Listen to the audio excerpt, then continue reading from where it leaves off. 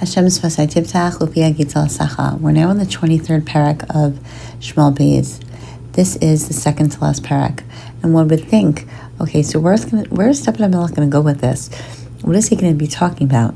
So the first thing is by saying the words Ve'ela Divrei David, the Mefarshim, many of them, not the Rambam, feel that this is a proof that David was a Navi, and his Devarim, the things that he said, Befiv, are all Divrei Nevuah.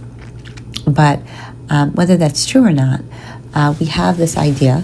So what is he, how does he call himself? Noam David ben Yishai. So he started off as the David ben Yishai, a regular person. Noam Hagever hu kam el. Then there's the person that was become someone important, that was raised up as a malchus, and that is the next level up. Then Mashiach Lokei Yaakov, his descendants are going to be the Mashiach, and we know that is part of the reason why the Chashmonaim were died out, because they took over a position that was really only set for the family of David HaMelech. But ultimately, Ni'im Zmira Israel, he is a sweet singer, someone who really sings from the bottom of his heart. And while there are other people who wrote Tehillim, there's plenty of them. Adam Arishon, Avram Avinu, we have Korach, we have Moshe, but he's considered the Na'im Zmirat Israel because of the beautiful way in which he emotionally taps in to and clings to Hashem through his emotionality. Ruach Hashem diber bi, it's not me, it's all you, Hashem. Umaso lashoni, you gave me my message, right? Hashem's Fasai Tivtach Upia Gitzal Sacha. It all comes from you, Hashem. Amar Elokei Yisraeli, what did Hashem say? Daber Tzur Yisrael. This is, what did Hashem say? Moshel ba'adam, he who rules over people, tzaddik, Moshel yiras Elokim. What is the best way to rule over people? And that is to do it justly. Be just. Be exactly Yirei Hashem. That you have an achrayas, a responsibility, as well as this is how we do it. We judge and we rule and we lead through ethical behavior, Torahic behavior, and following in that, people will follow us. And it's like the Or Boker, the early morning light, Yizrach Shemesh, the morning at the sunrise, the morning without clouds, where it's just so clear. And that is what ultimately brings the clarity in our life, is what ultimately brings the sunlight. Ki lo kain beiti im Mikel, is not my house established before Hashem? Ki bris olam samli, Hashem made me a pact forever. Rucha b'chol shmura, and that's always going to be secure. That's where I get my success.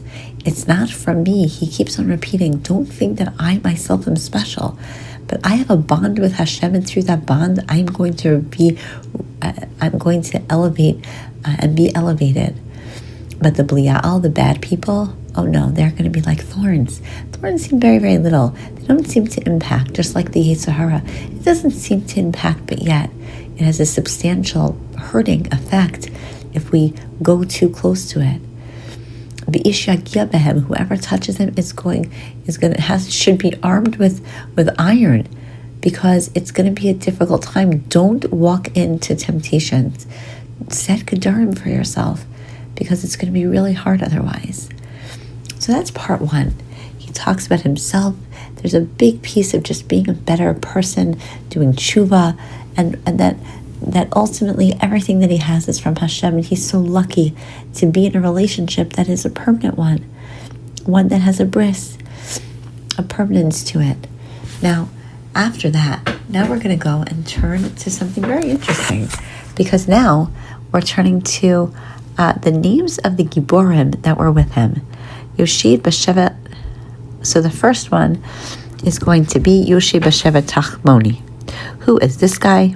Well, he's the head. He's really on a high level. He can do 800 people at one time. And that's not really human strength. That is the capability of, he stepped into the position and Hashem took over.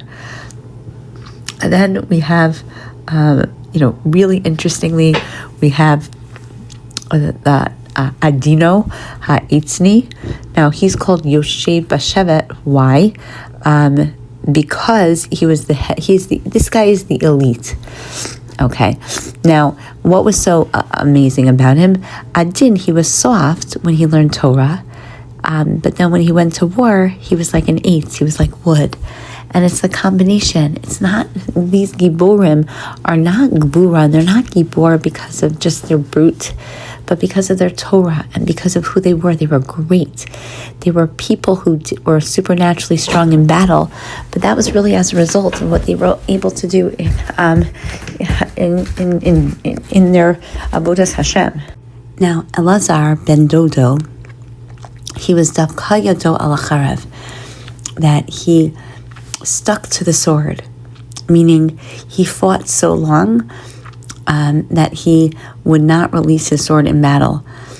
And he always, even when Klal Yisrael ran away, he remained. He was steadfast. He showed total devotion. Even when he was exhausted, he still was that lone fighter that was locked into battle. Again, it's an interesting way that even when all around you might not be fighting the same battle or losing, unfortunately, he held to his principles, and he stuck in what he had to do. Shama ben Ega, what was interesting about him? So the Plishtim wanted to seize a field of lentils, and the people fled, but Shama stood alone. And he fought for the lentils. Why? Because every little bit of Eretz Yisrael mattered. He wasn't going to give up on anything. And that's a really beautiful way to show and why he was so loyal. Because he defended even the smallest piece of Eretz Yisrael. Now, interestingly, then we get to a new part. That is a part that that is a very interesting story. Not really sure why it is, but when David was in the stronghold and the Plishtim were fighting with him, David started to feel a craving. He said, Mi yishkini mayim, if only I could get something to drink. Mi bor Beis Lechem asher b'sha'ar, from Beis Lechem. What? So what does it even mean? But anyway, what happened was, his people heard this, 3 warriors. They went all the way to the Plishtim camp. They drew water from Beis Lechem. They carried it back. And when they bring it to David HaMelech, what does he say? V'lo aval shotam. What? He wouldn't drink it. V'yasach sam Hashem. Instead, he poured it out for Hashem. What in the world is going on here? And what does he say? Chalila li laHashem ma'asiti zos. No, how could I do this? I could never. Hadam hanashim ha'olchim b'nafsho sam. I could never drink from someone who risked his life to give me these water. Lo aval l'shnotam. I'm never going to drink. And he wouldn't. And what is this story? So some say that it's not really that he was actually asking for water, but he was asking for a psak. He wanted a judgment, a halacha, on the concept of, can he burn down the Plishtim's the straw of the Plishtim in order to get them to recognize where they were, and which makes a little bit it's a little bit peculiar, because obviously you can you have it's not it's just destroying property. It's not like, and he is under the pikuach nefesh category. They're in war. It's for their life. But ultimately, what he's saying is that no, if I do that, am I taking away schar? Like, am I going to have to pay for it in the next world? Okay, so that's one way to say it. That maybe this is just all a metaphor for divrei Torah and halacha. But on a deeper level, David HaMelech is saying something very beautiful.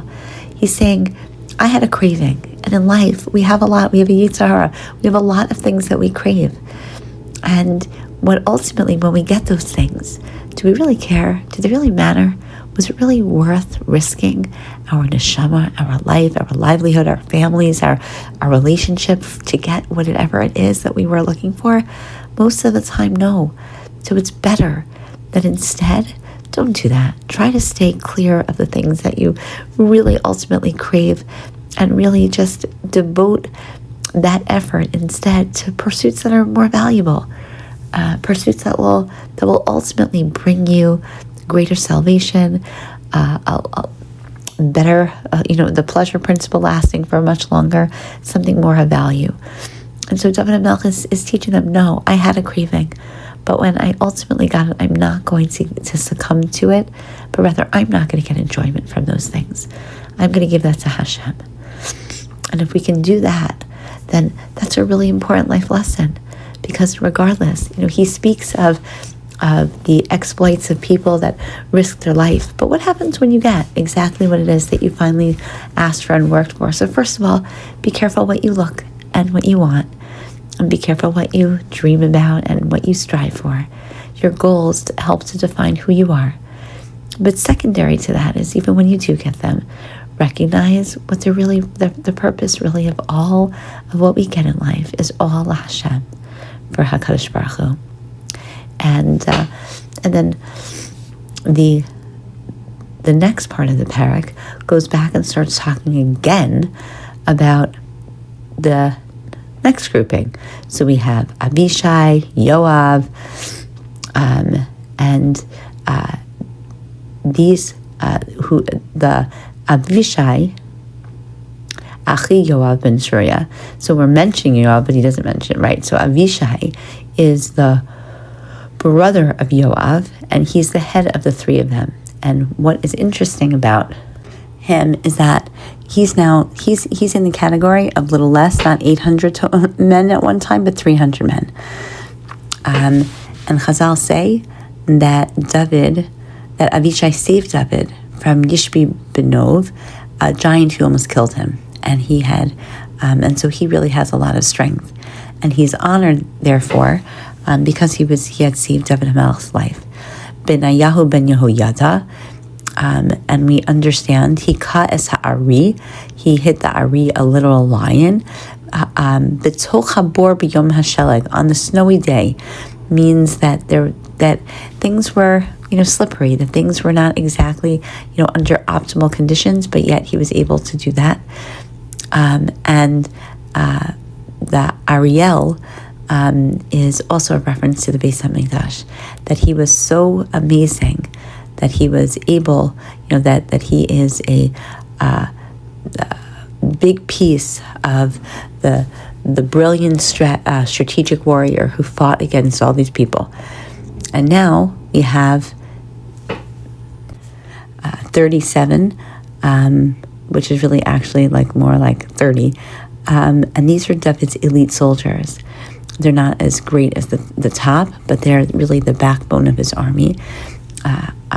Asael, Elchanan, Chelek, Ira, Garev, and then, interestingly enough, Uriah HaChitti. Now, why in the world, David HaMelech, really, why in the world would you mention Uriah HaChitti out of all the people?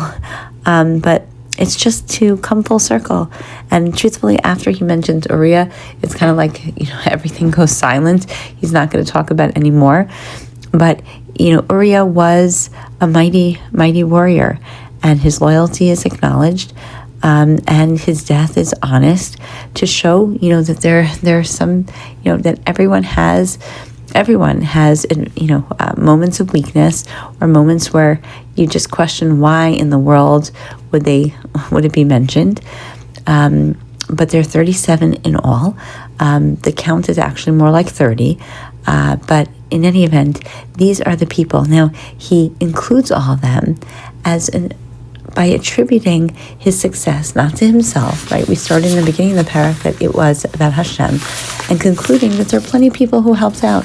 But these are all, we have to take the the group into consideration and to understand that he's saying, I was chosen, Baruch Hashem, I'm the leader of this group, but my success is not just mine.